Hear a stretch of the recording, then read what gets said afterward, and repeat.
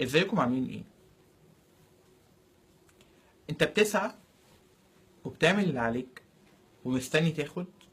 عايز اقولك اللي انت كده هتستنى كتير. في الواقع هي مش غلاسة، هي ببساطة فهم عميق لمثل بسيط. آه، كلنا عارفينه. ممكن تقول عليه فقد الشيء لا يعطي. ممكن يقول اللي بيستنى حد من حد حاجة هيستنى كتير قوي، لأن الأمور مش بتمشي بالشكل ده. انت لو، وكلنا عارفين الكلام ده، لو بشكل مبسط جيت سألتك انت عارف ولا لا اللي حاسس بالفقر ناحية حاجة ده عكس قوانين التجلي ولا لا، هتقولي اه. طب ايه الحل؟ تركيزي وانا بفعل اي شيء يبقى على ايه عشان الموضوع يمشي بيسر. مثال بسيط كده،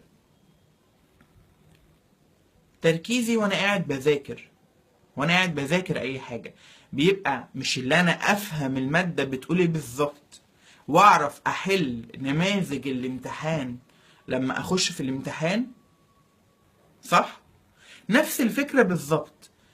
تركيزي وانا بسعى لشيء ابقى فاهم هو عبارة عن ايه بالظبط، وابقى فاهم بعمق قوانينه، تمام؟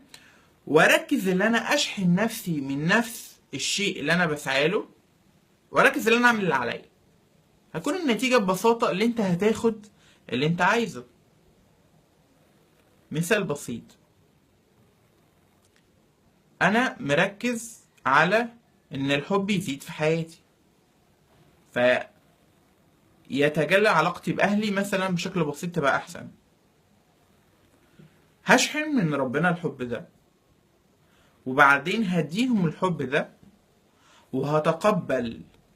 بمعنى اللي انا عارف ان ممكن اي شخص ممكن يطلع منه الحلو او الوحش، ولما الاقي منهم حاجة وحشة هاخد موقف من منطلق حبي لذاتي واحترامي لذاتي، وهحسن الظن فيهم حتى لو تصرفوا تصرفات وحشة.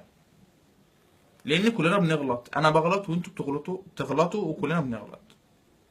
هكون النتيجة وانا مش مركز يا بقى حبوني وهموت وهم يحبوني زي ما انا ويحترموني، ان الموضوع بالتدريج هيزيد.